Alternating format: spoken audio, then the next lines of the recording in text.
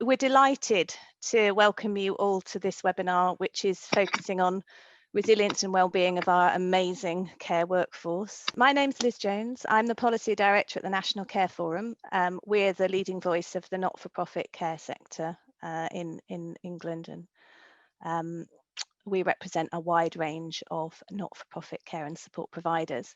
And we're delighted to be hosting this webinar today in partnership with Altura Learning and one of Altura Learning's subject matter experts, Delia McCabe, PhD. We don't call you Dr. Delia then. We call you Delia, you PhD. can. We can call you Dr. Delia. Okay. You can, yes. Okay, thank you. So we're pleased to have our Altura colleagues with us. We've got Steve Iffel and Katie Smith, who are joining from Altura, Australia, and Delia's in Australia, which is why they're talking about 9 o'clock in the evening. And we've got Bruce Adams as well with us from Altura here in the UK. And we're really pleased, very grateful to them actually for their innovation and generosity in introducing us to Delia and helping us to make this webinar happen. So hats off to Altura Learning. So just a few words about what we're going to be covering in this webinar.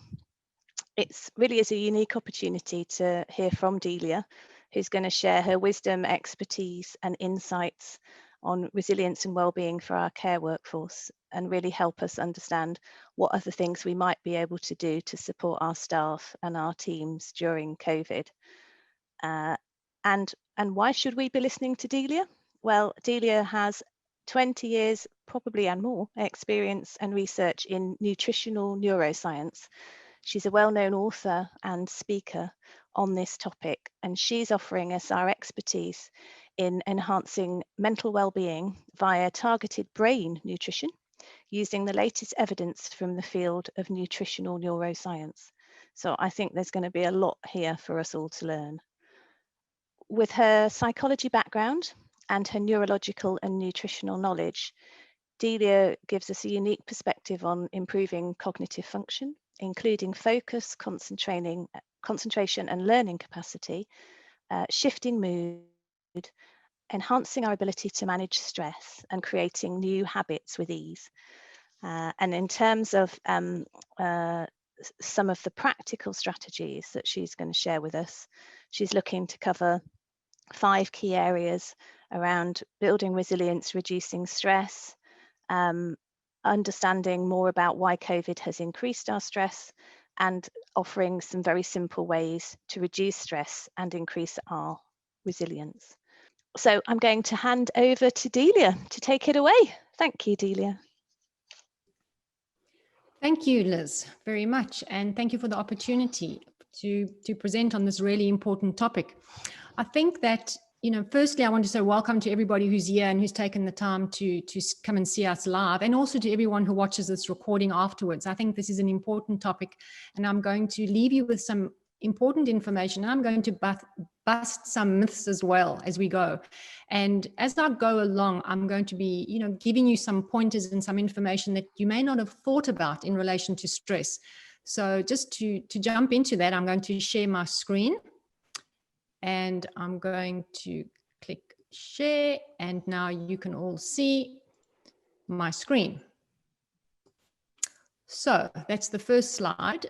Just to start off, I'd like to just mention that, when we think about the brain, we often forget that our thinking occurs across a huge network of very sophisticated and sensitive cells and membranes, and they all depend on our lifestyle choices, primarily on the food that we eat, to be able to function, both their structure and their functioning. So when we think about thinking, we don't often think about the food that we eat in relation to that. So although this is a huge topic and a huge discussion, I'm going to be fine-tuning it into different areas so that you can get a good idea of what COVID's done to our brains, how stress is impacting our health and our well-being, and how we can turn that around and come out the other side actually stronger than we were before.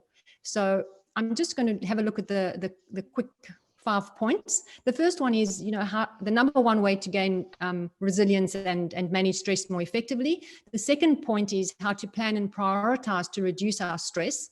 The third point is that stress is very expensive nutritionally and what we need to do about that. And the fourth point is why we were all wrong about COVID and why this increased our stress. And the final point is 3 simple ways that you can action to reduce your stress and increase your resiliency. But as I said, it's not just 3 points. As I go through this webinar, you're going to be picking up other points that I'm going to be speaking about and that you can action. And as Liz mentioned, just leave any questions in the chat and we'll get to that when I'm finished my talk. So the first thing I thought I would do, I would just give you an idea of what resiliency means. And resiliency refers to the ability to successfully adapt to stressors while we maintain our psychological well-being in the face of adversity. So there are 2 words I want you to take away from that definition. Firstly, adaptability, and secondly, well-being. And the funny thing about stress and about resiliency, which seems counterintuitive, the number one way to manage and to become more resilient and to manage stress more effectively is actually to survive the event well. So you actually build resilience as you work your way through the challenges and you develop the skills to survive it. Because we build neural pathways in the brain that we can rely on the next time we have to face obstacles. So the real question is not really how to build resilience, but how to endure the obstacle and the challenges so that you build the skills that allow you to become a resilient person. So when people think about resiliency, they don't actually understand that you actually have to move your way through the trauma to be able to see yourself as a resilient person and to build the neural pathways. So this webinar is about the skills that you can use to deal with the obstacle. And the first thing that I'm going to do is tell you a story. And it's a story that's really quite traumatic, but it's really an interesting story and it'll give you some insight into the rest of the webinar. Commander James Stockdale was one of the American soldiers that was taken hostage in Vietnam, in northern Vietnam, and became a prisoner of war for over 7 years. And thousands of American soldiers were in the prisoner of war camps, and only 591 of them left. So only 591 of them survived this terrible ordeal. And when Commander Stockdale was asked, who didn't get out of the prisoner of war camps, do you know what his answer was? He said the optimists didn't get out. The optimists died of a broken heart. And when the person asking him this question delved into this, which seemed really counterintuitive, what he said to them was that the optimists were waiting for Easter when they could get out, or then they were waiting for Christmas and then the next Easter, and eventually they gave up hope. And his point, which was a very relevant point, and when we need to think about this in relation to COVID, he said, what we actually need to do, we need to have hope, but not false hope, not a wild roller coaster of hope and delusion. He said, optimists all died of a broken heart because they had a delusionary optimism, but pessimists had the discipline to confront the most brutal facts of their current reality. So the pessimists accepted the reality of the situation. They maintained faith that they would prevail in the long term, but they didn't hold out for any particular day, any particular time. And this is a huge difference. And I want us to come back to this point when we conclude this webinar, because this is a very important point. And we need to keep this in mind. As Winston Churchill said, when you're going through hell, don't stop. So let's move on to the next point. So to gain resilience and to reduce our stress, we need to see our situation for what it really is and not have delusionary hope about it ending soon or about it being immediately solved or a miraculous situation appearing. Reality is very important in our pursuing of this. And the image that I chose here of these sprinters is important, and I will come back to this later on. But let's first have a look at how planning and prioritizing can help us become more resilient, manage the obstacle, and also manage stress. As I mentioned at the beginning of the talk, we have this huge, very sophisticated and very sensitive neural network that makes up our brain. We've got over 80 billion neurons in our brain. They're enormously complex, and this isn't brain science 101, but I can tell you that the complexity of the human brain is hardly understood today, and we know a whole lot more than we did even a decade ago. But the thing about the brain that's so amazing is that the prefrontal cortex, the part of our brain that's above our eyebrows and above our nose, the front and most sophisticated part of the brain that makes us human, is the part of the brain that allows us to plan and prioritize. It's the part of the brain that allows us to look at past experiences and take those experiences into account with our skills and our knowledge to make innovative plans and changes and decisions to further our cause. The problem with this very sophisticated part of the brain is that it uses 20% of the energy that the brain has available to it. Now, just keep in mind that the brain has nowhere to store energy. It's not like our bodies that we know where energy is stored on our bodies, our thighs and our bellies. We can see that energy. There is no place in the brain to store energy. So when the prefrontal cortex, this very sophisticated part of the brain, runs out of energy, it does one of two things. And this is technically called decision fatigue. It either falls back on a habitual response, so like a knee-jerk decision, or otherwise it does nothing. And a really good example is you're on a diet and you decide you're going to eat really well. And then it gets to 5, 6 o'clock in the afternoon and you're really just hungry and you walk into the kitchen and you grab that box of brownies and you just eat it. This is a knee-jerk habitual response because your prefrontal cortex isn't there to put on brakes.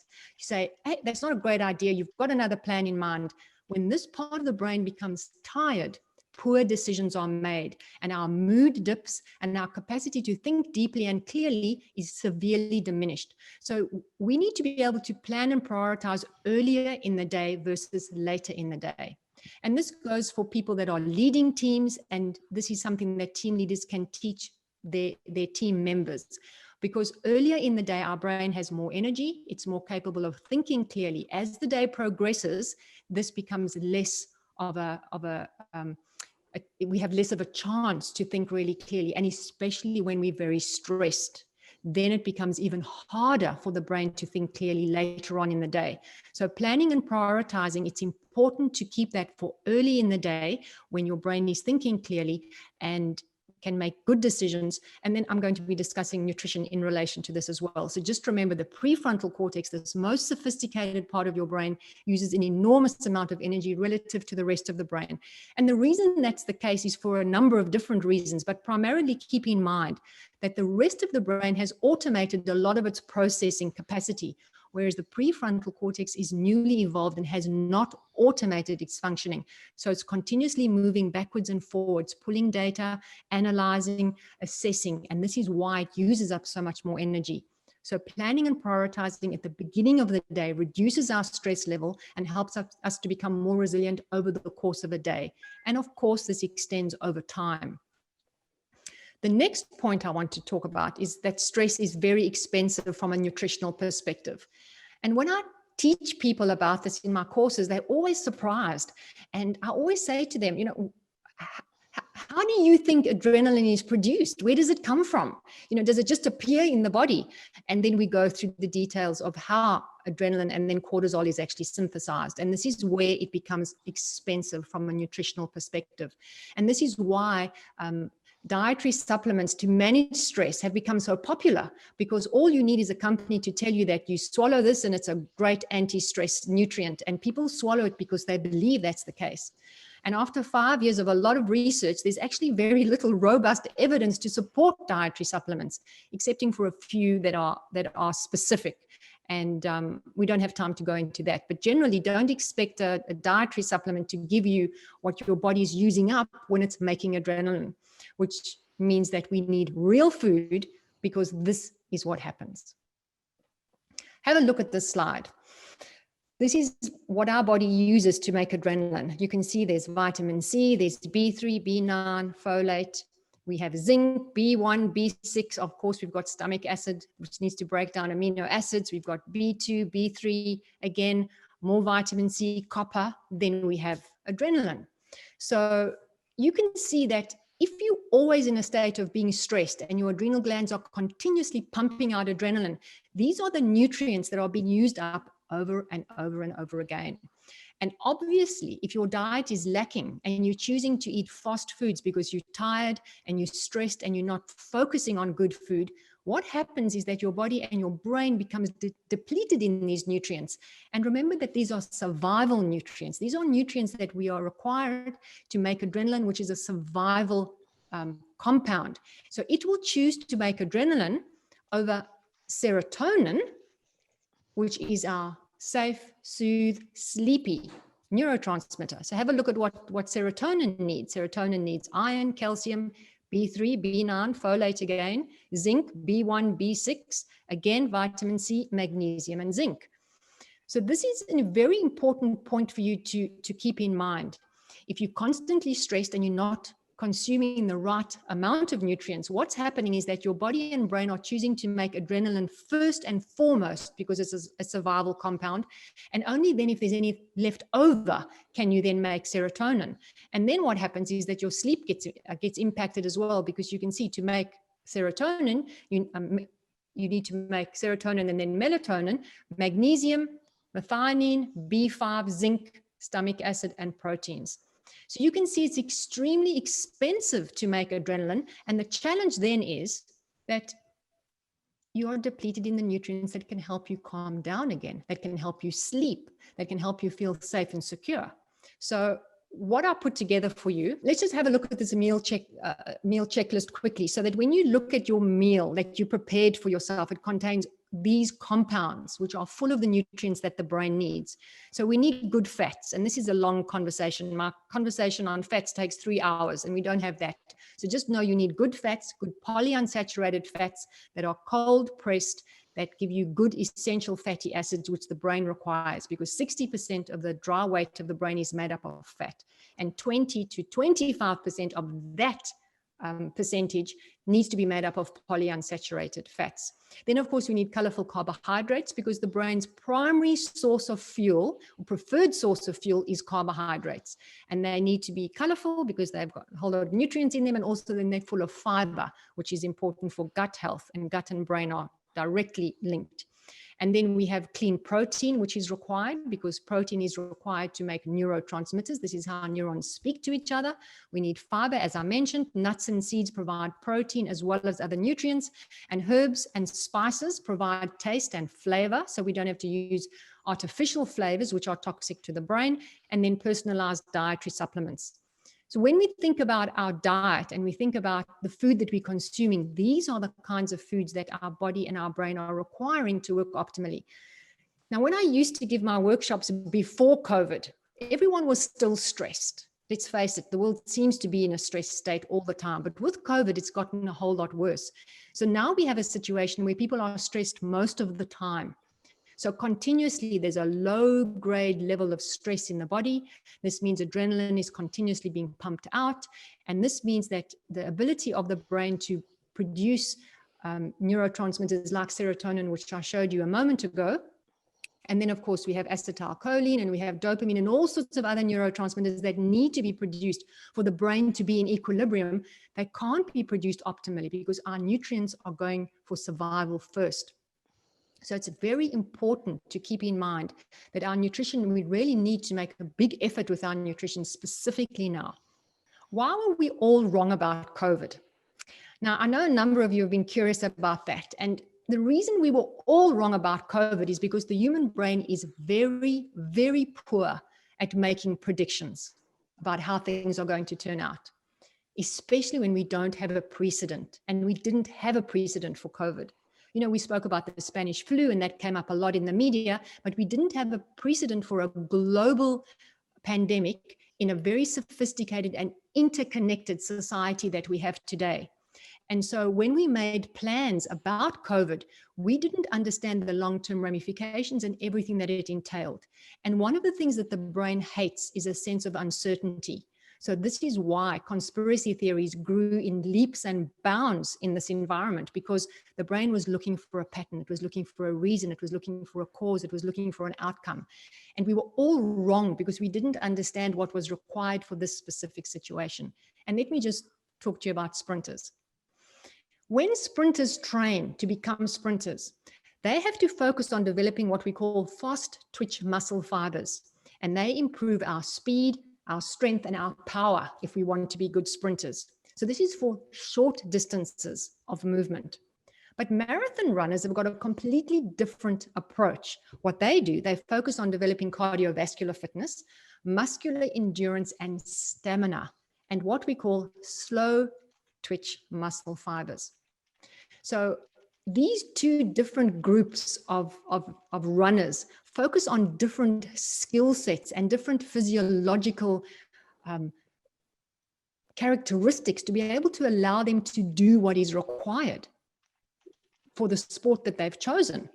But for us living with COVID, what we actually needed to do, we needed all those skills. So we needed to be cross trainers. We needed to be resilient enough to cope with short-term stress, but be able to run the marathon. But none of us knew this when we went into COVID. So we went in thinking to ourselves, this wasn't going to last very long because the brain is very poor at predicting the future. And when it carried on, we became exhausted because we hadn't made plans for the future. So we didn't understand the skill set required. And unfortunately, as I said at the beginning of this webinar, the way to build resilience is to work your way through the challenge. Only when you work through the challenge do you build neural pathways with strategies and skills attached to allow you to know that you can work your way through other obstacles. And this is why people that have built up resilience through challenging times in their lives find when a new obstacle comes their way, they can cope better with it. So with the COVID challenge, the main idea to keep in mind is that it's our mindset that's the most important. We have to be kind of pessimistic. We have to be a marathon runner on the one side and a sprinter on the other. We have to take into account all of these aspects and look after ourselves because we don't know how long it's going to last and we don't know the skills required. All we can do is take one day at a time. And one of the ways to do that, as I've just spoken about, is to make sure that our diet supplies our brain with the nutrients that it needs to be able to synthesize adrenaline, cortisol, and to be able to make all the other neurotransmitters we need to be able to ensure that we stay emotionally stable. Because what happens with chronic stress is that the brain becomes unable to stay emotionally stable. So people become moody, people become depressed, and they become anxious. So one of the ways to do that is to make sure that our diet is really good and to shift our mindset from thinking this is soon going to be over to we don't know how long this is going to take. Let's be resilient in the face of the drama and the trauma and just keep a positive outlook for the long term, not for when it's going to end. So 3 ways that we can reduce our stress and increase our resiliency, which I've already started touching on. The first thing I just want to remind you about is this beautiful tiger. You know, tigers are beautiful, but they're not wonderful and beautiful when they're stalking you in the jungle. And the problem that we've had with COVID is that we've had a tiger stalking us in the jungle for months on end. This year has been a nightmare because of this, because we haven't known, we haven't understood. And as I explained, the brain is very poor at predicting the future. So we've been in this constant state of increased adrenaline with this tiger behind us all the time. And we were never meant to cope with this. In fact, the brain and the central nervous system was only developed to deal with stress for between 30 and 60 seconds. After that, our response becomes pathological, and then there's a long-term negative effect. And as I said, depression and anxiety is part of that. So the first thing that I want you to do is to acknowledge that we all have had information overload. I'm sure we can all agree on that. There's just too much information out there. And then there's conflicting information, and people are arguing, and scientists are arguing, and nobody can come up with one plan to say, well, this is definitely the way it's going to work. And we've seen month on, month out, this continues. So what I want to suggest to you is to stop overloading your brain with information. Now, this is a challenge for many of us because we become addicted to finding out what's going on, to finding out what the next piece of information is, to finding out when it's going to end. It will take discipline to stop overloading your brain with information, but it's something that you need to do. And I've got a good replacement for information overload, which I'll tell you about in a moment. But many of you have seen this little cartoon. You know, what can we do to stop living in fear? Just put the news off. And I know it's easier said than done, but I've got a good replacement for you, which I'll tell you in a moment. But before I do that, I want to explain something called the parasympathetic nervous system and the sympathetic nervous system.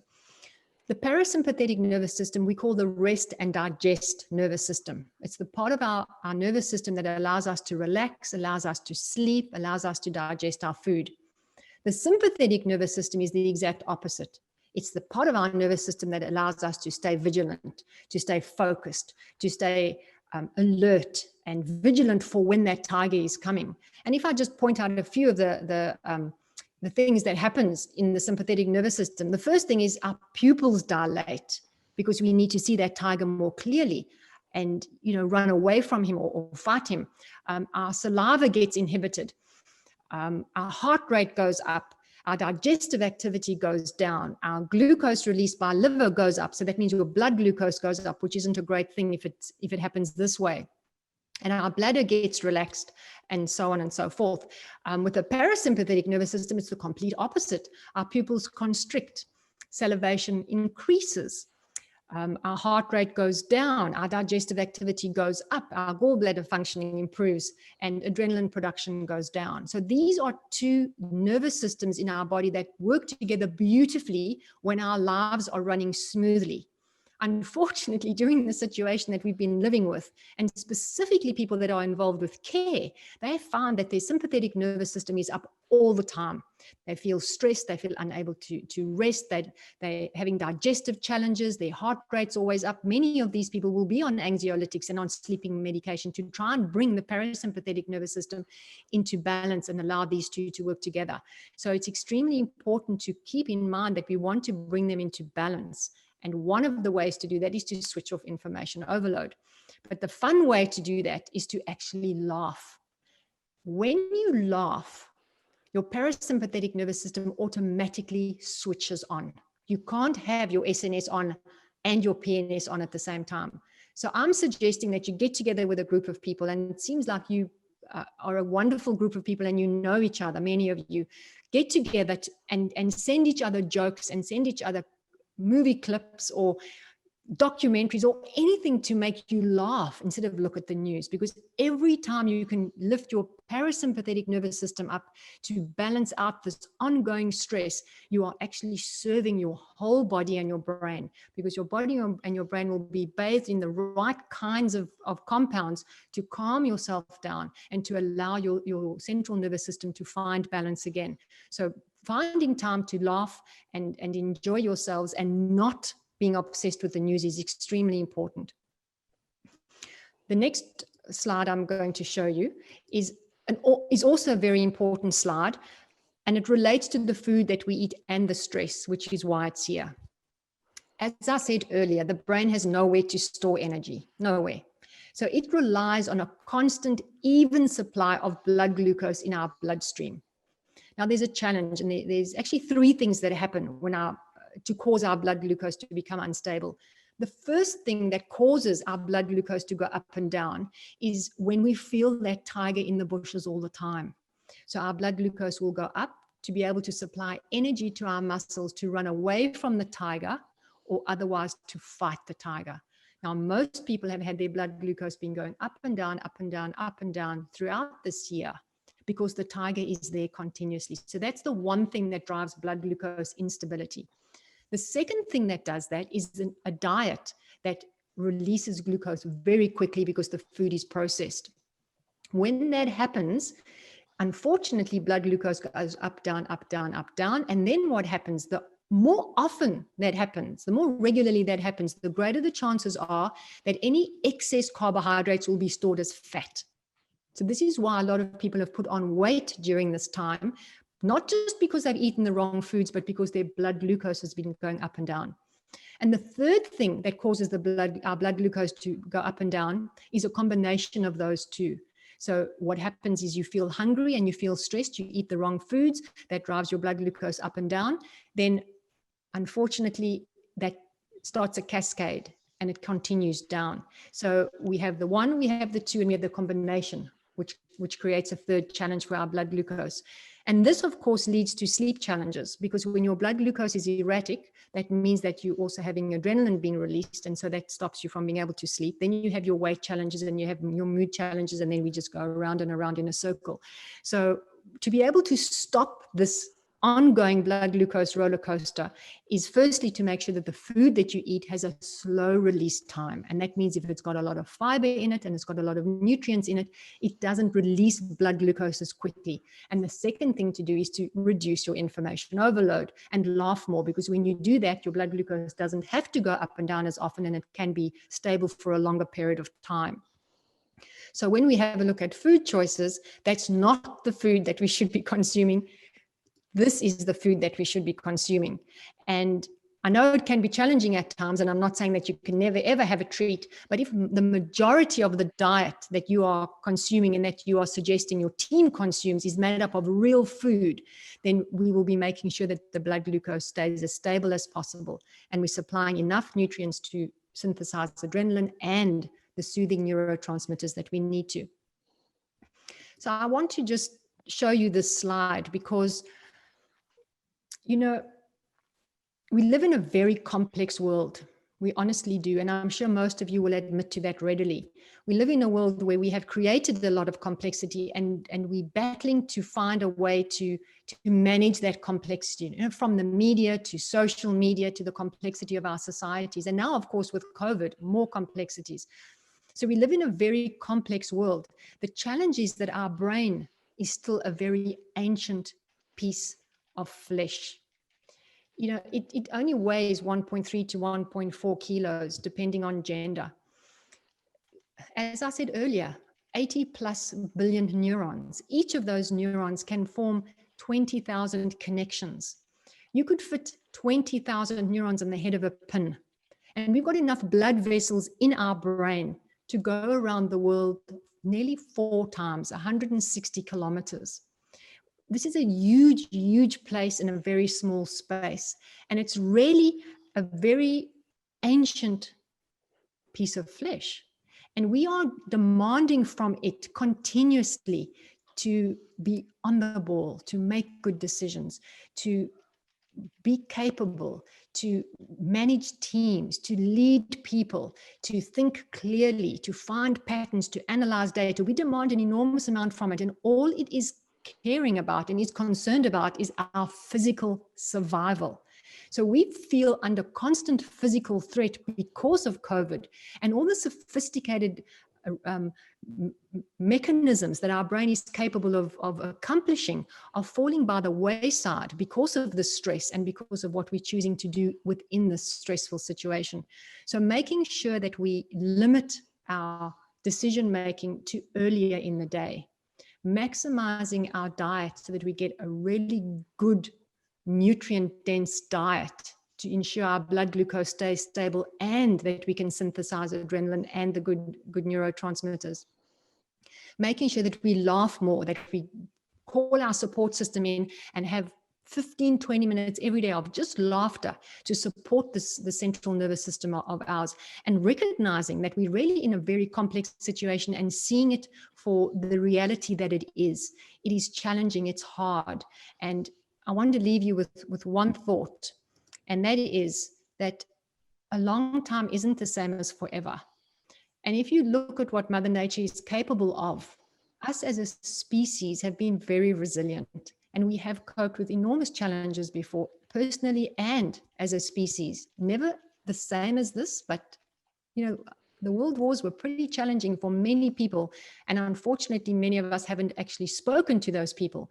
So I want to leave you with a very positive thought. We have a lot of power, and we just need to action it in the right way. And the pointers that I've given you today can help you do that if you decide to yourself to be a little bit of a pessimist, to be a sprinter and a marathon runner, a cross trainer, and to be realistic about what your body and your brain can cope with and how to help it be more resilient as it works with this trauma and these obstacles that we've dealt with. So I'll leave you with a slide about my books. And if you take your phone and you scan my little QR code, it'll take you immediately to my website where you can opt in and get a 72-hour booklet that'll give you some great recipe ideas so that you can start eating to support your brain to do the things that I've mentioned to you. And if anybody's got any questions now, Liz, now's the time to ask questions. And there we go. Oh, brilliant. Thank you, Delia. I found that absolutely fascinating. I realised as well that I think I'm probably an eternal optimist. So I felt very excited by the vaccine news, for example. So you're probably going to tell me that's a really bad idea, because actually No, no, it might no, not come to pass for a number of months. it's not a bad idea. I think it's balancing the two, Liz. I think that's the thing. I've seen so many people, coming out with all these really positive things. I know it's going to be over and we're all going to be better afterwards. And I think we just need to balance the two. And I want to give people permission to do that because we've never dealt with this before. So I think I'm just waiting to see if we get a flow of questions through the chat as people are just reflecting on what a fascinating presentation that was, and lots of asks for the slides. So I'm assuming between us all we can sort out sending out the slides to people who are popping their emails in the chat, but also everyone who's signed up. I guess, so I've got a couple of questions reflecting on the kind of planning early in the day and the good food and the laughter. And it's just reflecting that, care is a 24/7 business, really. Everyone has to work around the clock. So sometimes some of those things might be a bit harder. Have you got some reflections on thinking about the fact that, people are working different shift patterns and, have the rest of life to kind of fit in? So just thinking about some really easy wins, I guess, from your three key strategies, and also some great jokes. We could probably do with a list of great jokes too.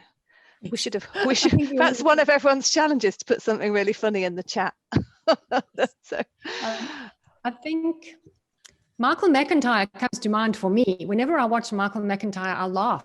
I just can't help it. He's really funny, especially when he talks about his children. So I suggest, that we watch more of him. I think it's a very good point that you said about caretakers, because I know that they have very different shifts. And I have a child who's in the medical profession, and she also has a challenge because she does night shifts and evening shifts. The main thing to do is to be prepared. So prepare your breakfast or prepare your dinner before you're going to have that. And I know that sounds really, really easy to say, and it's harder to do. But one example that I know people use, and I've suggested in my workshops, is you make a chia dessert. You throw some raspberries in with that, you throw a little bit of granola in, you put your essential fatty acid blend, some almonds, and you pick your jar up and you leave the next morning and you take your breakfast with you. It's a whole lot better than a cup of coffee and a donut. And then as far as other meals go, quinoa is a fantastic foundation, as is brown rice, roasted pumpkins, roasted cauliflower, chickpeas. I love salad dressings. In my recipe book, I've got 25 pages of salad dressings, because the thing about salad dressings is they make everything taste better, because flavor molecules disperse in fat very efficiently, not in water.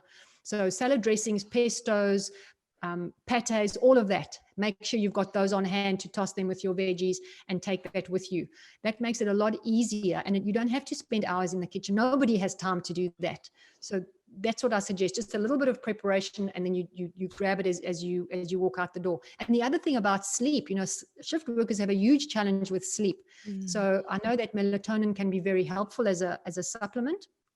And I think in the UK, you do have to get it on script, which is great. Something else to do is make sure that the room is completely and absolutely black, because melatonin won't be produced naturally if the room isn't completely black and dark. So that's another point to keep in mind. And I know it's difficult when you've got family, but I think, we have to all work together as a team. So I think those are some suggestions. I don't know if anyone has got any others. I'm not seeing suggestions in the chat at the moment, but I am seeing a few consistent questions about how we keep positive, and then how we kind of can help that positivity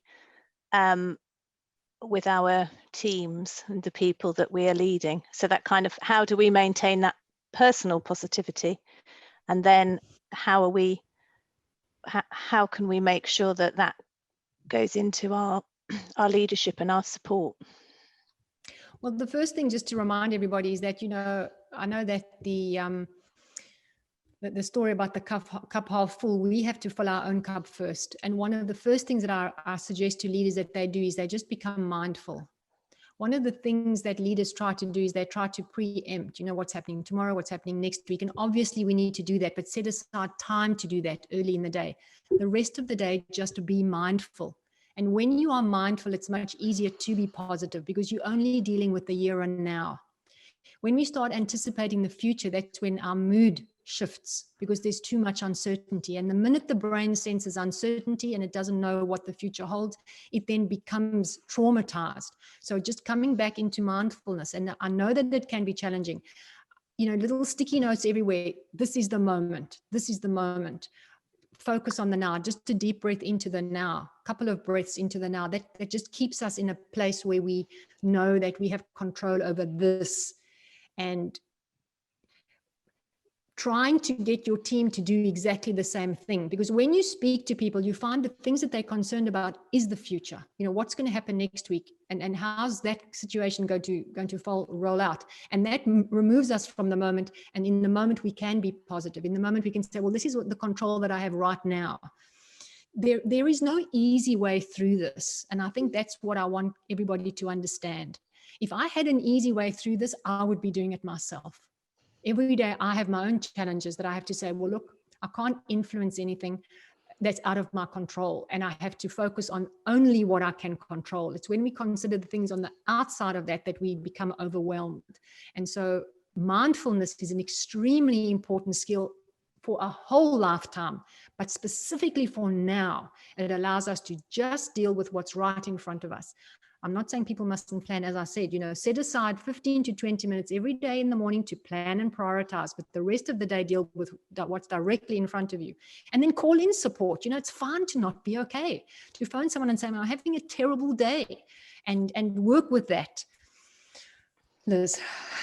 Yeah, I think that it's fine to not be okay is quite interesting, actually. We had a discussion last week, maybe earlier this week, with a psychiatrist who was talking about that importance of well-being and support from your peers, and buddying up and having the ability to make sure we're all looking out for another person, to whether we're not okay or they're not okay. That was quite interesting.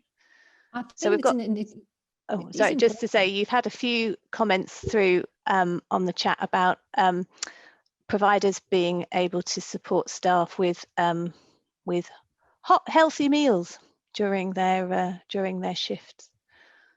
And somebody who's moved to a carrot instead of a biscuit now. So you've already. That's fabulous. But I must say, this is not about deprivation.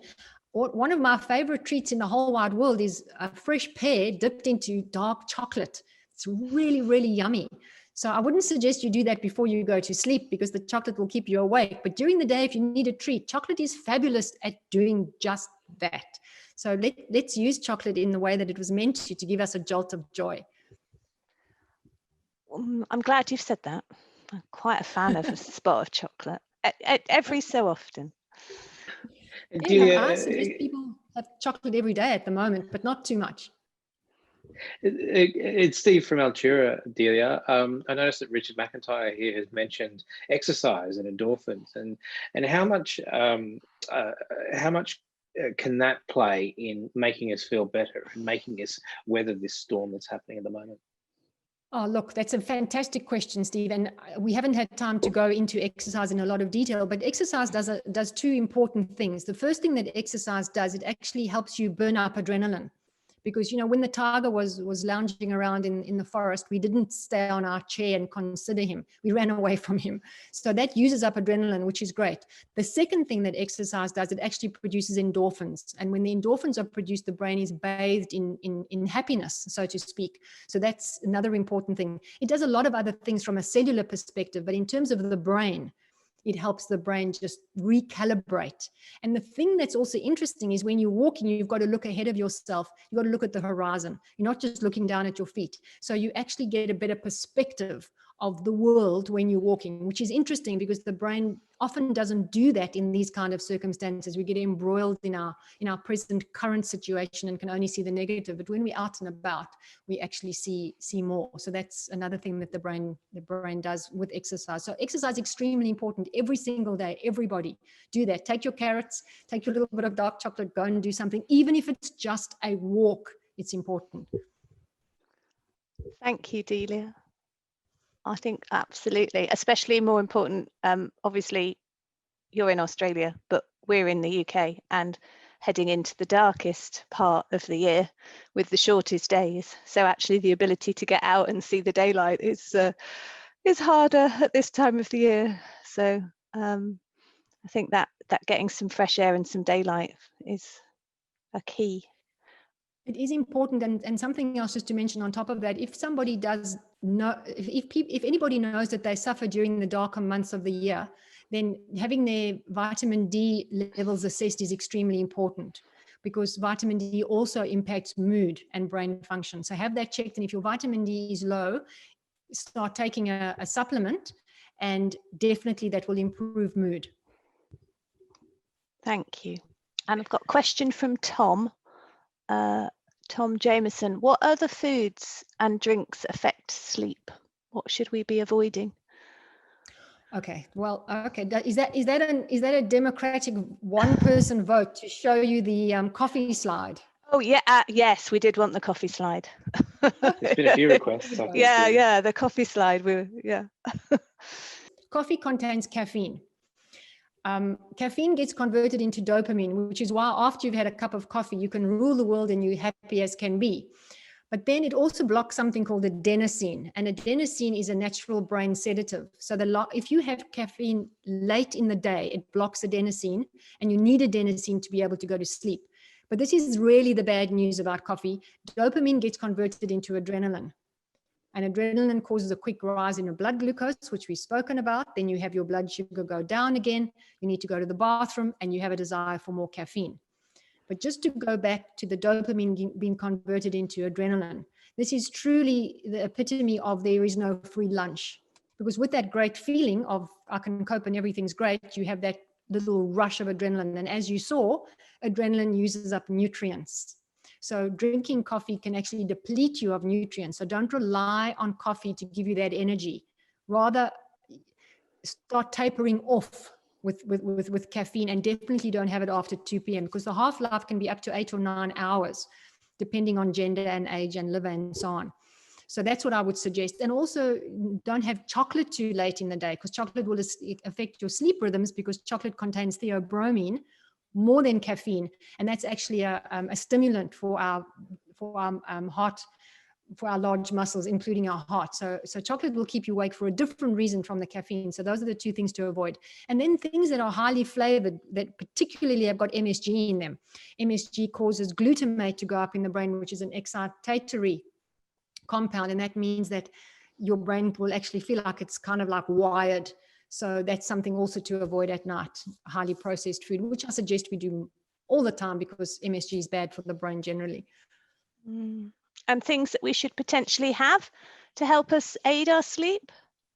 Well, definitely lots of dark green leafy veg, because they contain a lot of magnesium, and magnesium is used in over 300 different enzyme reactions in the body. And as you saw in the slides, we need magnesium to create adrenaline and serotonin and melatonin.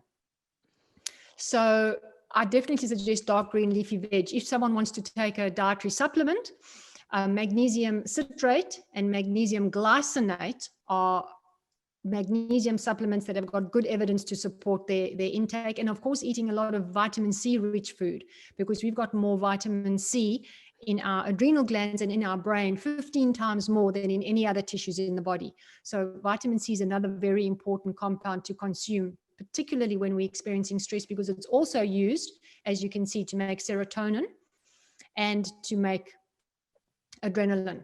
So those are another two important compounds. But, as I said, taking them in supplementary form isn't the first choice. The first choice is to get them from the foods that we consume, because they contain so many other compounds that the body needs as well. People can go and have a look at my Instagram. I don't just use Instagram for photographs. I put up a lot of recipes, a lot of information there about stress, a lot of information about different ways for meal prep, for example. I give a lot of recipes, as you said earlier, Liz, like quick wins, making a meal really quickly with different kinds of foods, but just doing it fast. I've got a lot of that on Instagram as well. And obviously my books have those recipes in, because I didn't want to spend my whole life in my kitchen. And I wanted to maximize my nutrient intake. But Instagram is a simple, easy way for people just to go and check and see, how to make a meal quickly, and a really good meal, because I really care about what my brain is doing and how it's functioning and how it's coping. So I'm happy to share that. I think Sarah Weeks had a really interesting thought, apart from having a dog who listens to her, which is really, I think, very nice. But growing your own veggies, I mean, that sounds like it would have a twofold benefit in the fact that you're actually growing fresh food, but you're also in the garden and you're very grounded as well, aren't you? So.